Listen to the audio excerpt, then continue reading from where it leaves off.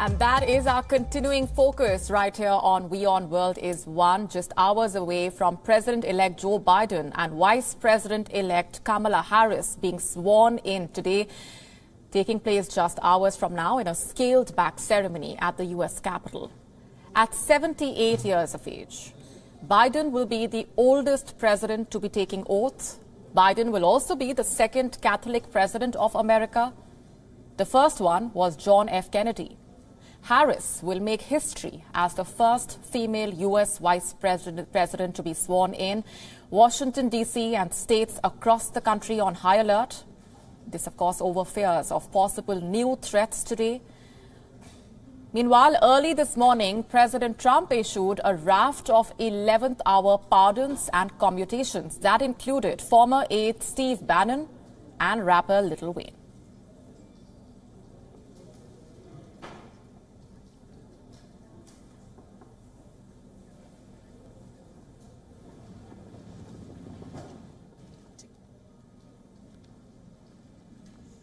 To heal. And joining us on the broadcast this minute is White House commentator John Christopher Bua from Washington, D.C.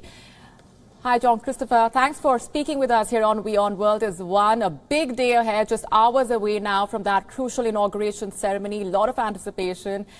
If you can begin by talking to us about the expectations that you have from the Joe Biden-Kamala Harris administration. Well, it's a blustery cold morning here. The sun is barely coming up, and it will be around freezing in 5 hours when the president and vice president-elect take the oath of office.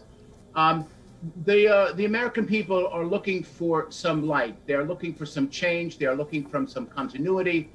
When I heard your lead-in about the various global affairs that are going on, the crucial ones, and that Trump has really kind of taken a back seat to his just becoming a popular star and not really delving into this. We can see by the President-elect Biden's choices of cabinet secretaries that he's really serious about global affairs. You saw the entering the Paris climate discussions, concerns that were the concerns of all people, all ages in this country. And Donald Trump tried to thwart the election from the beginning. He said the people like us are fake news. The intelligence organizations are giving him the wrong information. Putin had nothing to do with anything. And he tried to thwart a real, fair, and honest election, including trying to twist the arm of the Secretary of State of Georgia to give him 11,000 more votes, I believe it was. This is preposterous. And finally, for those Biden supporters who will be there not only at the Capitol, 1,000 because of COVID, much less, and because of the insurrection and the National Guard presence, much less than we've ever had. But they're seeing hope, they're hoping for hope, and they hope that this president reaches out to both sides. And I think he will, as he's been saying, and as you witnessed last night on his tribute to those who have passed away, over 400,000 Americans alone from the tragic COVID pandemic. Indeed, so it is an emotional moment for the country. Joe Biden talking about healing, talking about togetherness, specifically with the COVID-19 crisis and the economic fallout. What, according to you, will be the crucial challenges that the Joe Biden administration will have to deal with? Well, he's already begun to address the most crucial, yes, with a very, very intelligent group of scientists to head up his transition team and to head up the COVID-19 pandemic issue. And that will be his number one challenge. Of course, as a result of COVID, the economy is in dire shape, and we'll have a good group of people, including the Treasury Secretary Janet Yellen, who will be an excellent Treasury Secretary, and others in his cabinet. Well, she's really taking this very seriously, and I think people are feeling comforted. Whether you like Joe Biden or not, you have to understand that he really has compassion. He is reaching out to people, and I think will be the hallmark of his administration for the next few years, certainly, while he tries to undo all the damage that Donald Trump has done, not only to our country internally, but to the relationships we have abroad. What's your sense of the India-US relationship going the way forward and what it will shape out to be under the Joe Biden administration? Well, I think Joe Biden understands the significance of India in terms of the globalization of the world and its neighbors, China, et cetera, Pakistan. And he knows, and he's put some wonderful people together at his State Department who understand the issues that the U.S.-India relationship has always had, and that he will work hard to try to understand, exactly what our relationship is with India and with South Asia as well. Right. When we talk about the 17 orders that Joe Biden will be taking on the very first day to kick off the new administration, rejoining the Paris Climate Accord, ending Trump's Muslim travel ban, stopping the border wall construction, are there any surprises on that list, according to you? Well, this president will always keep us au courant, involved. Unlike Trump, he's not going to spring anything on us.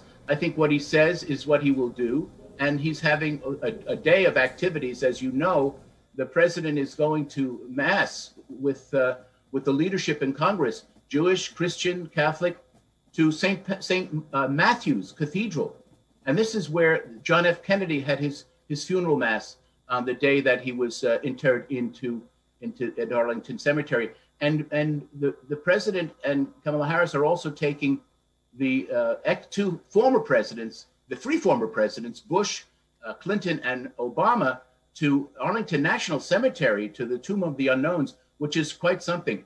Now, he is a man who I've known for almost 30 years. He's a soulful man. He has had enormous transitions in his own personal life, and he has compassion. And I know that he listens to people. And I know that the international world is a priority. The 17 executive orders, he will be signing some of those into law later on when he gets back to the first time into the Oval Office, and he will be addressing those issues. And I think the American people and the world, this is my own opinion because I've known his integrity for so many years, there will be a sigh of relief. It will be like, oh, here's a guy we can actually trust, and here's a vice president who we can actually trust. She's very, very bright, a wonderful woman, a strong district attorney, and prosecutor. And I think it'll be a great combo, and they've got a great team behind them. And presidential transitions signify the beginning of a new era, a lot of hope in the air, a lot of anticipation. Stay with me, John Christopher. Let's also take a quick look at what things are looking like on the ground. Tight security in Washington, D.C. ahead of Joe Biden's inauguration ceremony. He will be taking oath as the 46th president of the United States in just hours from now. But the FBI's investigation into extremism within the country's security establishment has now led to the removal of 12 Army National Guard members from inauguration duty. Listen into this reaction coming in. There's 10 that were identified by the FBI, and I can't speak to the level of vetting that they do, but I know they said it's a standard they do for all inaugurations for participants.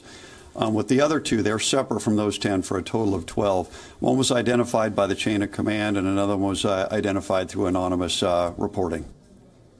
Defense officials say it was part of the security vetting process to ensure none of the troops had ties to extremist groups. National Guard Commander General Daniel Hokanson said that 2 of the 12 troops were removed from duty for making inappropriate comments. We're not going to get into what the comments and texts were, other than to say that they were inappropriate, and they rose to the level that, in one case, the chain of command flagged them and made a determination to remove. WION now available in your country. Download the app now. Get all the news on the move.